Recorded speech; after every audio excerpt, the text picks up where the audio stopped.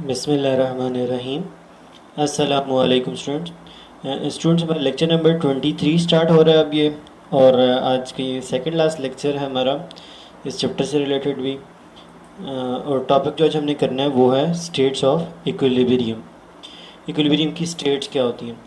Equilibrium की दो मैंने आपको टाइप्स एक दफ़ा बताई थी, पीछे बुक में डिस्कस नहीं हुई थी, तो वो टाइप्स अलग हैं और ये जो भी हम स्टेट्स पढ़ रहे हैं ये अलग हैं। टाइप्स क्या बताई थी, एक स्टैटिक इक्विलिब्रियम होती है टाइप इक्विलिब्रियम की, और दूसरी इक्विलिब्रियम की टाइप होती है डायनेमिक इक्विलिब्रियम।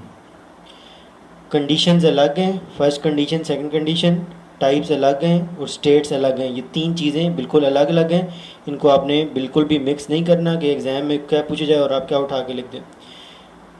कंडीशन आपकी फर्स्ट कंडीशन सेकंड कंडीशन वो आपको पता है कि सामने ये sum of forces equal to zero, sum of torque equal to zero.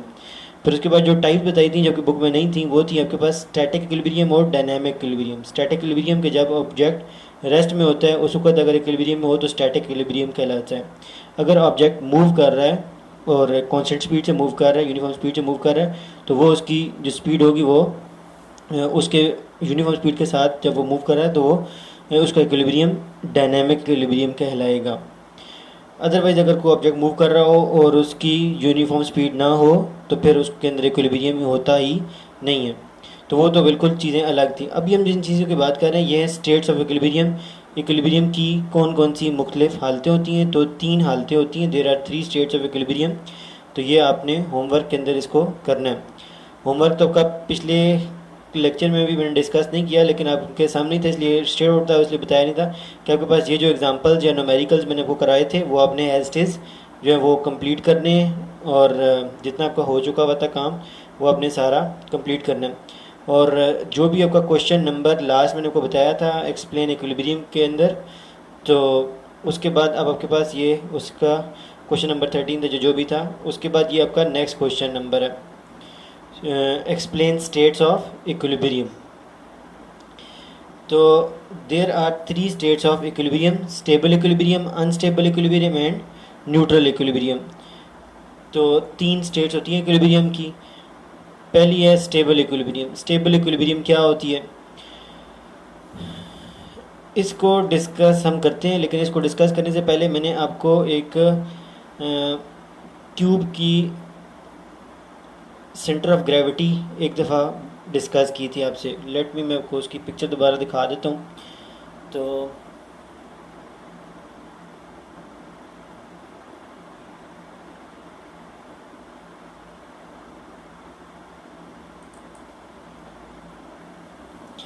ये क्यूब है और ये इसका सेंटर ऑफ ग्रेविटी है, जहाँ पर उसके ऑपोजिट डायगोनल एक दूसरे को कट करेंगे, एक उस कॉर्नर का बैकवर्ड कॉर्नर का फ्रंट वाले कॉर्नर के साथ, और एक इधर बैकवर्ड कॉर्नर का फ्रंट वाले कॉर्नर को जहाँ इंटरसेक्ट करेंगे वो यहाँ पर मिडिल में सेंटर ऑफ ग्रेविटी बनेगा। अब इसकी बॉटम की सरफेस के ऊपर आपने इसको रखा होता है, उसको बेस कहते हैं। वहाँ से इसकी स्पेसिफिक हाइट होती है, सेंटर ऑफ ग्रेविटी की हाइट होती है। तो उस हाइट को आपने माइंड में रखना है क्लियर, ताकि आज की ये टॉपिक आपको समझ आ सके। स्टेबल इक्विलिब्रियम क्या होता है। स्टेबल इक्विलिब्रियम होता है कि जो सिंपल उसकी डेफिनेशन हैं अभी वो ये कि अगर आप किसी बॉडी को जिस कंडीशन में वो पड़ी हुई है आप उस कंडीशन से उसको हटाते हैं, उसको टिल्ट करते हैं, हिला देते हैं, छेड़ देते हैं, और थोड़ा सा टिल्ट करने के बाद वो बॉडी जो है वो दोबारा जब छोड़ते हैं तो वो प्रीवियस कंडीशन में वापस आ जाती है। टिल्ट करने के बाद आपने उसको सेट फ्री कर दिया, छोड़ दिया, वो पिछली कंडीशन में वापस आ जाती है ऑब्जेक्ट, तो फिर तो हम कहेंगे कि ये बॉडी स्टेबल इक्विलिब्रियम के अंदर प्रेजेंट है।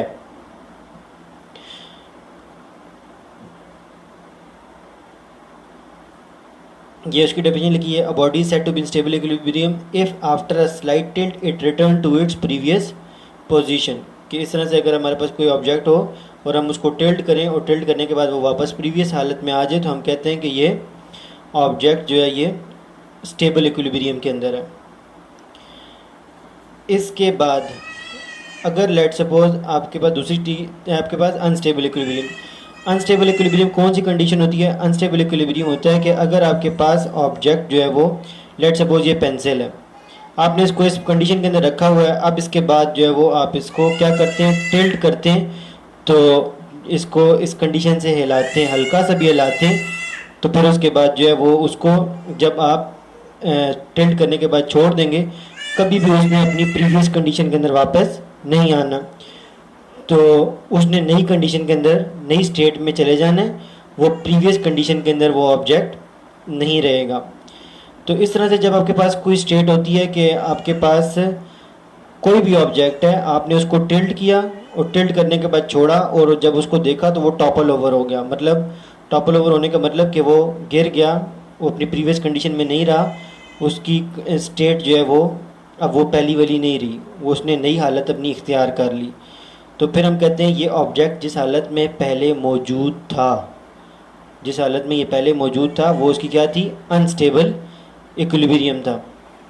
तो इसके बाद इसकी डेफिनेशन क्या है, if a body does not return to its previous position when set free after a slightest tilt.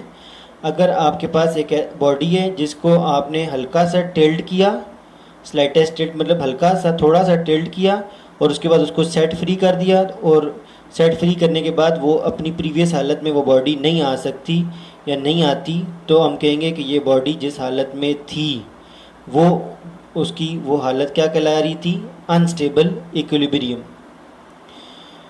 अब इसके बाद तीसरी है न्यूट्रल इक्विलिब्रियम। न्यूट्रल इक्विलिब्रियम क्या है कि आपके पास लेट सपोज ये बॉल है, तो आप इसको इस कंडीशन से टिल्ट करते हैं, टिल्ट करने के बाद की जो उसकी कंडीशन है और टिल्ट करने से जो उसकी पहली कंडीशन है, दोनों में उसकी कोई डिफरेंस नहीं है, कोई उसकी पोजीशन में हमें डिफरेंस महसूस नहीं होता, उसकी स्टेबिलिटी के अंदर कोई डिफरेंस महसूस नहीं होता। जैसा ये स्टेबल वैसा वो बाद में टिल्ट करने के बाद भी वैसे ही स्टेबल है।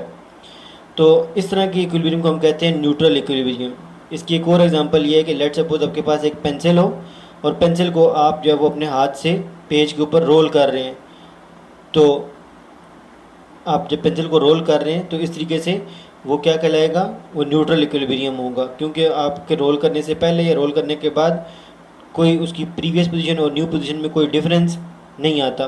तो इस तरह के इक्विलिब्रियम को न्यूट्रल इक्विलिब्रियम कहते हैं। If a body remain in its new position when disturb from its previous position, it is said to be in state of neutral equilibrium.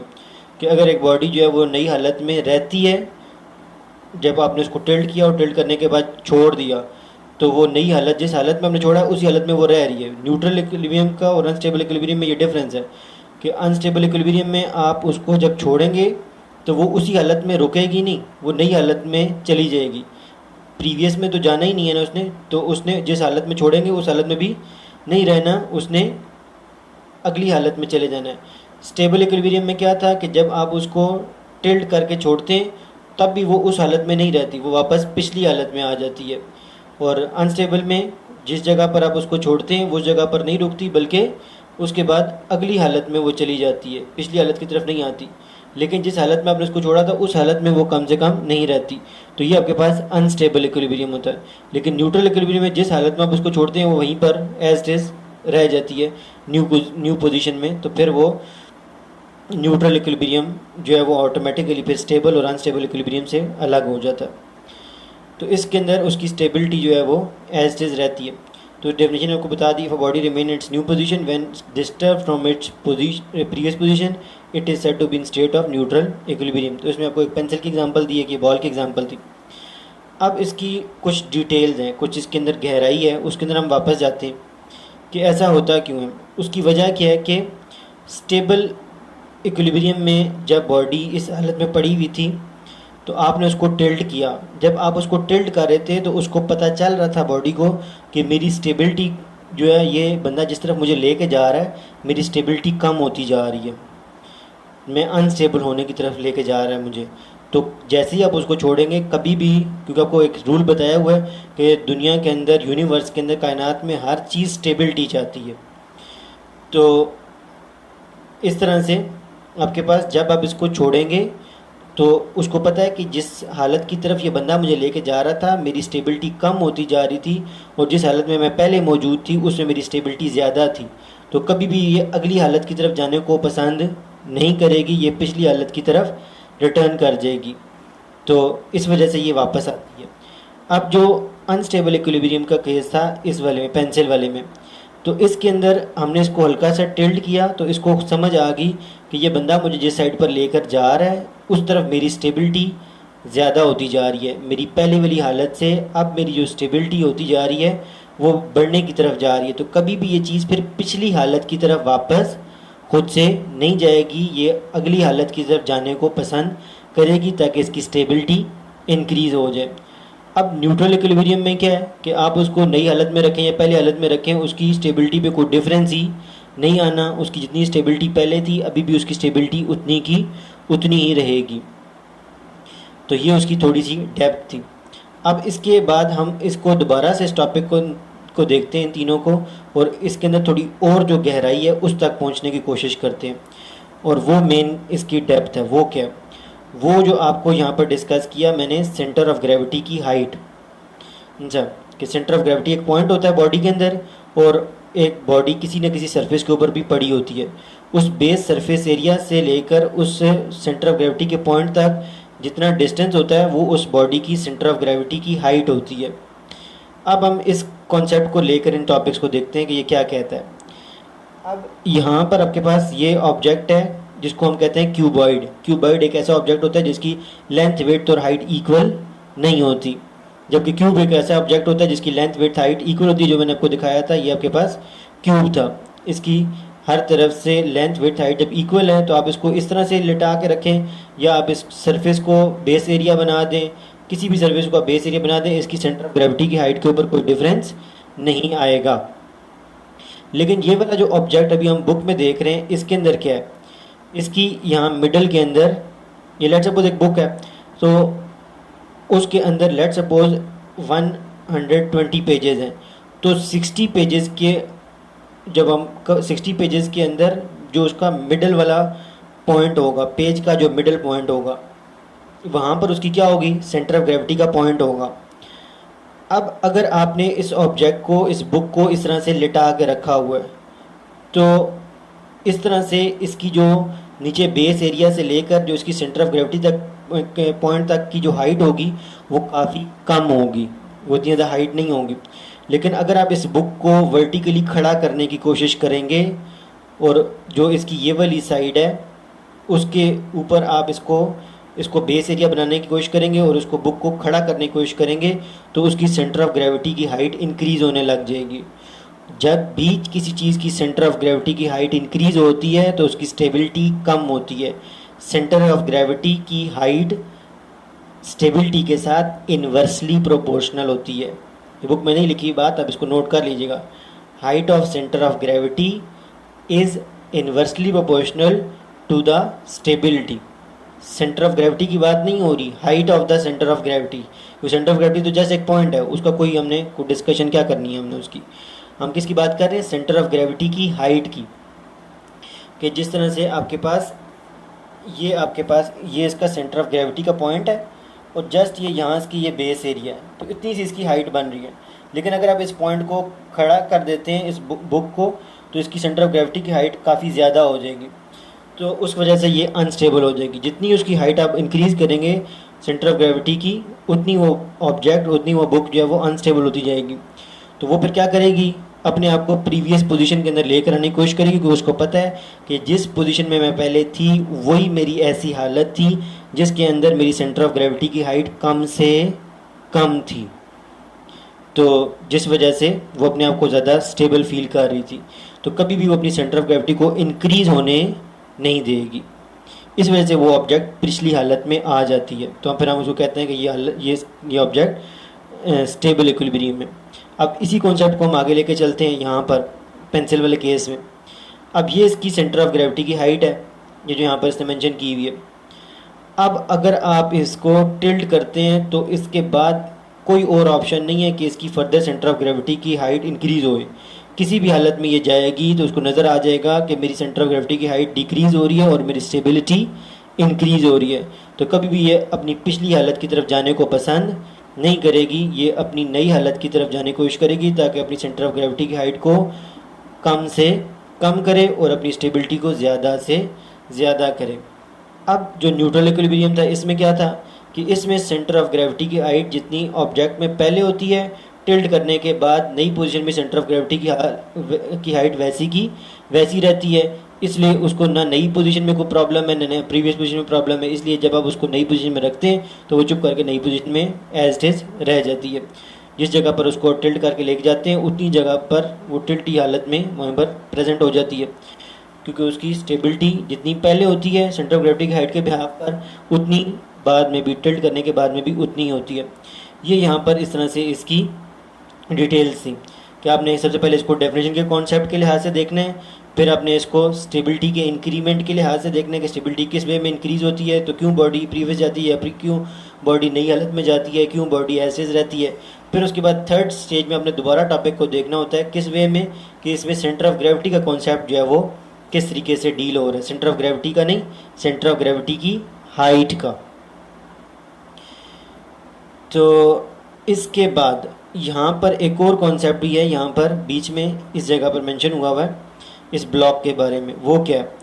वो ये कि अगर आप किसी बॉडी को टिल्ट करते हैं तो कितना टिल्ट करेंगे तो वो अपने आप को वापस ले आएगी, और किस हद से ज़्यादा अगर आप उसको टिल्ट करेंगे तो फिर उसने वापस नहीं आना। तो वो आपके पास ये है कि अब ये उसकी सेंटर ऑफ ग्रेविटी की हाइट थी और ये उसकी सेंटर ऑफ ग्रेविटी की लाइन क्रिएट होगी, लाइन बनेगी उसकी। अब आपने उसको टिल्ट कर रहे थे, अब जब आप उसको टिल्ट करते हैं तो क्या होता है कि टिल्ट करते करते अगर आपके पास जिस पॉइंट के अबाउट आप उसकी रोटेशन लेकर आ रहे थे, अगर आपके पास उसको इतना आपने रोटेट कर दिया कि उसकी सेंटर ऑफ ग्रेविटी की हाइट जो है, सेंटर ऑफ ग्रेविटी से आपने उसको क्रॉस कर दिया, ये जो उसका अपर एज है ये वाला, क्योंकि उसका बॉटम एज जो था उसी तरह का एक ऊपर की तरफ भी एज होगा। अगर वो एज जो है वो उसका सेंटर ऑफ ग्रेविटी से क्रॉस कर गया तो फिर वो वापस पिछली हालत की तरफ ऑब्जेक्ट नहीं आएगा। जिस तरह से आपके पास ये ऑब्जेक्ट पहले भी यहाँ पर प्रेजेंट था, अब आप इसको टिल्ट कर रहे थे तो टिल्ट किया आपने, हल्का सा इसको टिल्ट किया, अभी वो पॉइंट उसका क्रॉस नहीं हुआ तो उसने वापस पिछली हालत में आ जाना। ये एरो इसी को दिखा रहा है कि अभी ये वापस पिछली हालत में आ जाएगा, क्योंकि ये इसका अपर कॉर्नर अभी इस जी वाले में, लेट में खुद क्लियर कर दूँ, ये इसका अपर कॉर्नर जो यहाँ पर था वो अभी इस जगह पर है। अभी ये इसके जो बिल्कुल वर्टिकल हाइट ऊपर की तरफ जाती है उस लाइन को इस एज ने क्रॉस नहीं किया था, आपने इसको इतना ज़्यादा टिल्ट नहीं किया हुआ था। अब आपने इसको ज़्यादा टिल्ट किया और ये एज जो है ये इस लाइन को अगर आप आगे लेके जाते हैं तो ये एज जो है वो इस लाइन को क्रॉस करके आगे चला गया। अब ये इसने वापस पिछली हालत में नहीं आना, अब इसने आगे चले जाना। तो हम बुक से भी इसको देख लेते हैं क्योंकि इसमें थोड़ी सी चीज़ें थी। Consider a block as shown in the figure, when the block is tilted its centre of gravity G rises, कि जब आपने इसको टिल्ट कर रहे थे ना, ये इसमें तो टिल्ट करते हुए इसकी सेंटर ऑफ ग्रेविटी की हाइट इंक्रीज़ कर रही थी। If the vertical line through G passes its base in the tilted position as shown in figure, कि एक वर्टिकल लाइन जो बनती है उसकी जो जी से पास कर रही थी थ्रू इट्स बेस, तो वो लाइन अगर उसके ब्लॉक को आप टिल्ट कर रहे थे और वो लाइन उसमें से, जिसने आपको ये बताया कि यहाँ पर जो इसका ये कॉर्नर है इधर से जो लाइन बनेगी, अगर तो ये उस लाइन को क्रॉस नहीं करती, एक लाइन इसकी यहाँ से इस एज से यहाँ पर बन रही थी, तो अगर ये इसका, या सिंपल वर्ड में इसका ये कॉर्नर उस जी वाली लाइन को, जो जी वाली लाइन जो बेस में से गुजर कर आ रही थी उसको क्रॉस नहीं करती, तो वो टिल्ट करने के बाद वापस पिछली हालत में चली जाएगी। The block returns to its previous position if the vertical line through G gets out of its base as shown in figure। तो या इसको आप एक और तरीके से यूँ भी देख सकते हैं कि आप इसको, ये जो बेस के ऊपर इसकी लाइन है, ये आपके पास एक लाइन थी ना यहाँ पर जब ये ऑब्जेक्ट पड़ा हुआ था, अब आपने इसको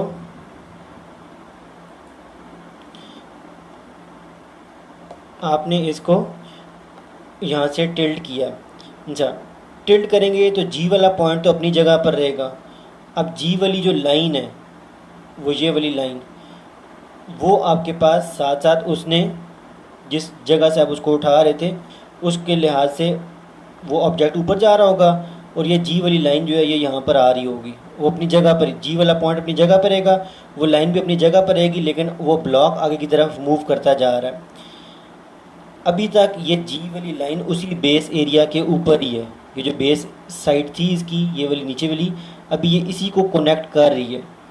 आपने इसको अगर इतना ज़्यादा टिल्ट कर दिया कि ये जी वाली लाइन करते करते इस बेस एरिया में जिसमें ये पहले प्रेजेंट थी अब उसमें से गुजर गई है, निकल गई है। अब ये जी वाली लाइन जो है, ये सेंटर ऑफ ग्रेविटी की जो लाइन थी, वो अगली किसी और बेस लाइन के साथ या बेस एरिया के साथ टच होने लग जाए, तो अब उस ऑब्जेक्ट ने वापस नहीं आना, अब वो टॉपल कर जाएगा, वो अगली हालत में चला जाएगा।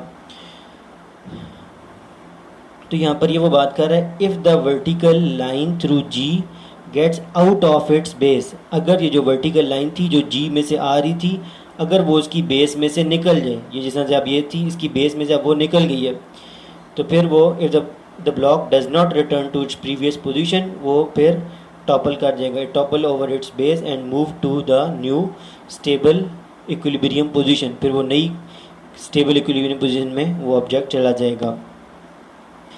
अब यही वजह होती है कि आपके पास मतलब ओवरऑल जो हमने रिजल्ट निकाला वो यही कि जब किसी ऑब्जेक्ट, हर ऑब्जेक्ट क्या कर रहा होता है, अपनी सेंटर ऑफ ग्रेविटी की हाइट को लो करने की कोशिश कर रहा होता है। तो इसी वजह से आपके पास क्या किया जाता है, ये कार है तो कार की जो है वो हाइट को इतना ज़्यादा नहीं रखा जाता, क्योंकि आपको पता है कार और ट्रक के अंदर ये डिफरेंस है कि कार जो है वो स्टेबल होती है, ट्रक इतना ज़्यादा स्टेबल नहीं होता। तो क्यों, उसकी क्या रीज़न है कि कार की हाइट कम होती है, जब उसकी हाइट कम होगी तो ऑब्वियसली उसकी सेंटर ऑफ ग्रेविटी की जो हाइट होगी वो भी कम होगी, जबकि ट्रक जो है वो उसकी हाइट ज़्यादा होती है तो ऑब्वियसली उसके सेंटर ऑफ ग्रेविटी की हाइट भी ज़्यादा होगी। तो इस वजह से जो कार्स होती हैं, एक तो उनकी हाइट कम रहती है, दूसरा ये कि उनका जो बॉटम होता है वहाँ पर वेट ज़्यादा रखा जाता है, क्योंकि वहाँ पर जब उसको वेट ज़्यादा करेंगे तो उसका ऑटोमेटिकली सेंटर ऑफ ग्रेविटी जो है वो उस साइड पर ज़्यादा वेट वाली साइड पर शिफ्ट हो जाएगा। अगर आपको याद हो कि सेंटर ऑफ मास का जो आपने टॉपिक पढ़ा था, तो उसमें हमने ये बात की थी कि जिस साइड पर ऑब्जेक्ट का मास ज़्यादा होता है सेंटर ऑफ मास भी वहीं पर होता है। तो और सेंटर ऑफ मास भी वही होता है और तो सेंटर ऑफ ग्रेविटी भी वहीं पर होता है। सेंटर ऑफ ग्रेविटी में जो थोड़ा सा डिफरेंस था कि अगर कोई ऑब्जेक्ट के अंदर ही इन साइड जो है उसकी हाइट हो कि उसके अंदर ग्रेविटी में चेंजेस आ रही हों, तो फिर हम जाके कह सकते हैं कि सेंटर ऑफ ग्रेविटी और सेंटर ऑफ मास अलग पॉइंट है, अदरवाइज जो है वो उनमें कोई डिफरेंस नहीं होता।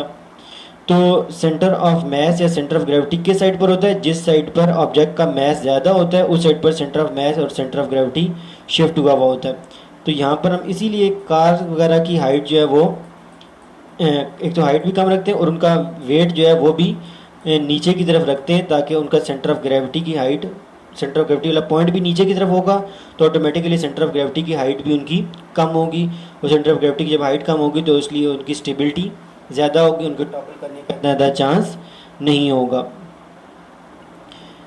अब इसके बाद हमारे पास एक टॉपिक और रह जाता है, ये लास्ट का, stability and position of centre of मास, कि सेंटर ऑफ मास का स्टेबिलिटी के साथ क्या ताल्लुक है। तो भी हमने बात की है, सेंटर ऑफ मास की बात करें या सेंटर ऑफ ग्रेविटी, बात एक ही है। तो इसमें वही सारी पुरानी चीज़ें जो है वो हम देखेंगे जो इतनी देर से हम जिनको डिस्कस कर रहे थे। तो इसमें ये चीज़ है कि आपके पास इस टॉपिक के अंदर, ये टॉपिक यहाँ से स्टार्ट होता है, अगले पेज पे यहाँ पे ख़त्म होता है और चैप्टर भी ख़त्म हो जाता है। इस टॉपिक के अंदर 5 डिफरेंट किस्म की एग्जांपल्स दी हुई हैं, और आपने भी जब ये टॉपिक लिखना है तो एग्जांपल 1, एग्जांपल 2 इस तरह से करके आपने 5 एग्जांपल जो है वो कोड करनी है इसकी। तो और हर एग्जांपल के अंदर यही बात डिस्कस हुई है कि स्टेबिलिटी का सेंटर ऑफ मास की हाइट से इन्वर्सली ताल्लुक़ है। अच्छा जी, चलते हैं हम टॉपिक में। As we have learn that the position of centre of mass of an object plays an important role in their stability, कि सेंटर ऑफ मास की पोजीशन कहाँ पर है, क्योंकि उसकी पोजीशन से ही उसकी हाइट क्रिएट होती है, तो वो इसलिए सेंटर ऑफ मास की पोजीशन बहुत मैटर करती है उस ऑब्जेक्ट की स्टेबिलिटी के लिए। To make them stable their mass must be kept as low as possible, कि अगर आप उस ऑब्जेक्ट को ज़्यादा स्टेबल देखना चाहते हैं तो आपको उसके सेंटर ऑफ मास को जितना कम से कम हाइट पर रख सकते हैं आपको रखना चाहिए। It is due to this reason racing cars, अब ये पहली एग्जांपल है रेसिंग कार्स वाली जो ऊपर ही हमने इसके बात की थी। It is due to this the racing cars are made heavy at the bottom and their height is kept to be minimum. तो इस तरह से ऑब्जेक्ट जो है वो मैक्सिमम स्टेबल होता है। तो इस तरह की रीजनिंग वाली क्योंकि एग्जाम में चीज़ें आती हैं तो इसलिए आपने इनको जो है वो पूरे टॉपिक को आंखें बंद करके जो है वो रटा नहीं लगा लेना, तो आपने इसको समझना है कि ये किस तरह की बात कर रहा है। तो पहली एग्जांपल आ गई रेसिंग कार की। तो रेसिंग कार्स को हैवी क्यों बनाया जाता है? ताकि उनकी सेंटर ऑफ ग्रेविटी या सेंटर ऑफ मास को की पोजीशन को एज लो एज पॉसिबल किया जाए ताकि उसकी स्टेबिलिटी जो है वो ज़्यादा से ज़्यादा अटेन हो सके या हासिल हो सके। दूसरी एग्जांपल है सर्कस। सर्कस आर्टिस्ट जो होते हैं, सर्कस के अंदर जो आर्टिस्ट होते हैं उन्होंने आपने कहीं देखा हो तो क्या करते हैं, वो रस्सी के ऊपर चलते हैं और दोनों हाथों से उन्होंने पोल्स उठाए हुए होते हैं। तो वो पोल्स क्यों उठाते हैं? डर लग रहा होता है उनको। तो जिस तरह से हमारे स्टूडेंट्स को एग्ज़ाम में डर लग रहा होता है, तो लेकिन वहाँ पर उनको स्टूडेंट्स को पोल उठाने की कोई इजाज़त नहीं दी जाती एग्ज़ाम के अंदर। लेकिन ये सर्कस का जो आर्टिस्ट है, इन्होंने जब ये टाइट रोप के ऊपर चल रहे होते हैं तो इन्होंने राइट हैंड के ऊपर भी लेफ़्ट हैंड के ऊपर भी दो भारी भारी पोल्स उठाए हुए होते हैं। वो पोल्स क्यों उठाए होते हैं? क्योंकि अब जो मैस होगा ना वो उस बंदे का और जो पोल्स हैं उनका मिला के काउंट होगा। पूरा ऑब्जेक्ट जो है वो बंदा plus mass of the poles, मतलब पोल्स और बंदा मिला के एक बॉडी बन जाएगा। जब एक बॉडी बनेगा तो क्योंकि वो पोल्स होंगे नीचे की तरफ, तो उस वजह से उनका सेंटर ऑफ मास हो जाएगा कम। जब सेंटर ऑफ मास की पोजीशन हो जाएगी लो, जब सेंटर ऑफ मास की पोजीशन लो होगी तो उस वजह से वो अपने आप को वहाँ पर स्टेबल फील करेगा और आसानी से वहाँ से चल के गुजर जाएगा और आप समझेंगे कि इन्होंने शायद जो है वो किसी करतब दिखाने के लिए ये पोल्स पकड़े हुए थे। असल में वो आपको धोखा देने के लिए कर रहे थे। अच्छा, इन दिस वे, ये दूसरी एग्जांपल होगी। तो in this way they are prevented from topple over, तो इसी के से वो गिरने से बच जाते हैं। अब इसके बाद एक और एग्जांपल आपके पास है ये वाली। Here are few example in which lowering of centre of mass make the object stable. अब ये थर्ड एग्जांपल किस चीज़ की है? These object return to the stable state when are disturb. ये मुख्तलिफ हैं, ये जो है वो टॉय है और ये भी एक पिचेट पैरेट, ये भी टॉयज़ में ही काउंट होता है। फिर उसके बाद एक ये पीछे केस है। तो इन सब के अंदर ऑब्जेक्ट को इस तरीके से डिज़ाइन किया जाता है ताकि वो पिछली हालत में आ जाए, मतलब स्टेबल इक्विलिब्रियम में हो।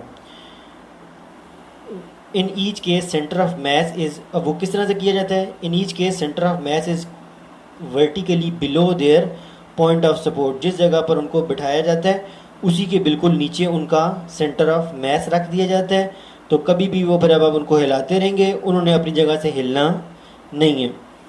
तो क्योंकि उनका मास ही उसी जगह पर है, सेंटर ऑफ मास भी उनका उसी जगह पर है। तो अब अगर हम उनको टिल्ट करेंगे तो उनकी ऑब्वियसली सेंटर ऑफ मास की हाइट इंक्रीज़ कर रहे होंगे, तो कभी भी फिर वो अपनी जगह से छोड़कर किसी नई हालत में जाने को पसंद नहीं करेंगे। उनमें एक एग्जांपल ये पीछे ये वाली थी। आप खुद से किसी डब्बे के ढक्कन के ऊपर इस तरह से कोई सुई और उसके साथ भी एक लकड़ी का पीस जिसको हम कॉर्क कहते हैं वो आप खड़ा नहीं कर सकते, लेकिन आप उनको इजीली खड़ा कर सकते हैं। कैसे? कि अगर आप उसके लेफ़्ट के ऊपर और राइट के ऊपर दो जो है वो फॉर्क, ये कांटे जिनसे जो है वो क्या कहते हैं पिज़्ज़ा खाया जाता है। ओहो, अच्छा। तो बहरहाल अभी हम पिज़्ज़ा चीज़ा नहीं बात करते, कोई और चीज़ खा लेते हैं, ठीक है, हल्की फुल्की खा लेते हैं। तो ये गुलाब जामुन भी चल जाएगा।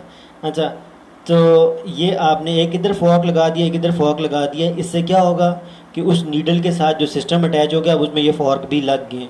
अब उन फॉर्क्स की वजह से जो ओवरऑल उसका मैस होगा वो सेंटर ऑफ मैस उसका लो हो जाएगा, उस पूरे सिस्टम का सेंटर ऑफ मास लो हो जाएगा, जिसकी वजह से वो नीडल वहाँ पर स्टेबल रह सकती है। अगर आप ये लेफ़्ट और राइट के ऊपर उनके उसके साथ फॉर्क नहीं लगाते तो फिर जो है वो उसके स्टेबल वहाँ पर रहने का कोई ऑप्शन बचता नहीं है। Figure 4.38 shows a swing needle fixed in a cork. The cork is balanced. Cork वो लकड़ी का पीस था. The cork is balanced on the tip of the needle by hanging forks. Cork को आपने बैलेंस किया टिप ऑफ द नीडल पर. Tip of needle आपको पता है कितनी छोटी सी होती है, बारीक सी होती है. बाय हैंगिंग फॉक्स के उसके साथ आपने 2 फॉक्स जो है वो हैंग कर दिए थे.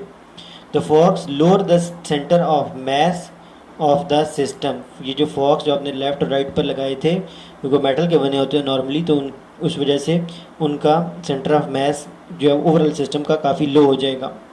इस तरीके से वो स्टेबल हो जाएगा सिस्टम. इसके अलावा ये पिचर्ड पैरेट है, वो थर्ड एग्जांपल उसकी थी. अब ये फोर्थ एग्जांपल आपके पास ये पिचर्ड पैरेट की है. तो इसके यहाँ पर ये प्लास्टिक का होता है, असली वाला नहीं होता. अच्छा, असली वाले अगर आपने देखने हो तो आपको उस वक्त कॉलेज में काफ़ी सारे नज़र आ सकते हैं. अच्छा, figure 4.39a shows a pictured parrot which is made heavy at its tail. कि उसकी टेल जो है उसको काफ़ी हैवी किया जाता है ताकि उसका सेंटर ऑफ मास कम से कम किया जा सके. Figure 4.39b shows a toy that keep itself upright when tilted. तो इसके अलावा आपके पास ये एक राइट साइड के ऊपर टॉय है. ये फिफ्थ एग्जांपल है कि इसके अंदर भी ये ब्लू वाला इसका पोर्शन है, इसको सेफेरिकल बेस, इसकी सेमी सेफेरिकल बेस, सफ़ियर होता है जिसमें से पूरा फुटबॉल होता है. तो ये ब्लू वाला है, ये फुटबॉल का आधा हिस्सा है. तो उसको हम यूज़ करते हैं और उसको काफ़ी हैवी बना देते हैं. ऊपर वाले की निस्बत इसको नीचे वाले को काफ़ी हैवी बना देते हैं. अब उसको आप जितने मर्ज़ी जो है वो लगाते जाएं, इसको लेफ़्ट राइट हिलाते रहें, ठीक है. उसने गिरना कोई नहीं है. उसने क्योंकि उसका सेंटर ऑफ मास काफ़ी लो था. अब जिधर भी आप उसको टिल्ट करेंगे उसको पता है कि मेरे सेंटर ऑफ मास की हाइट इंक्रीज़ होने का चांस बन रहा है. उसने कभी भी नई हालत में नहीं जाना. तो और आप समझते रहेंगे शायद ये काफ़ी ज़्यादा ज़िद्दी है, ज़िद्दी नहीं है. अच्छा, when it is tilted it centre of mass rises. अगर आप उसको टिल्ट करते हैं उसका सेंटर ऑफ मास इंक्रीज़ करता है, जिसकी वजह से वो रिटर्न कर जाता है to its upright position. Upright मतलब बिल्कुल सीधी हालत में जिस तरह से वो पहले से मौजूद है, आंखें ऊपर और होंठ नीचे, जिसकी वजह से वो फिर अपने सेंटर ऑफ मास को एज लोएस्ट रखता है और अपने आप को फिर स्टेबल रखे रहता है. तो ये आपकी 5 एग्जांपल्स हैं, इनको आप प्रॉपरली प्रिपेयर करें तो ये आपका टॉपिक भी तैयार हो जाएगा. पिछला टॉपिक भी काफ़ी स्ट्रेट फॉरवर्ड से जनरल डिस्कशन थी, लेकिन बहुत इंपॉर्टेंट है एग्ज़ाम के पॉइंट ऑफ व्यू से. इसलिए अपने इन टॉपिक्स को आप देख सकते हैं पास पेपर में, ये टॉपिक्स आपके बार बार रिपीट होते रहते हैं. तो इसको आपने बहुत अच्छे तरीके से प्रिपेयर करना है. तो होप सो आपका चैप्टर जो है ये अच्छे तरीके से प्रिपेयर हो जाएगा इंशाल्लाह. अब सिर्फ एक्सरसाइज रहेगी जिसको हम नेक्स्ट लेक्चर में इंशाल्लाह डिस्कस करेंगे, लेक्चर में 25 में. अभी के लिए अल्लाह हाफिज़, वस्सलाम, खुश रहिए.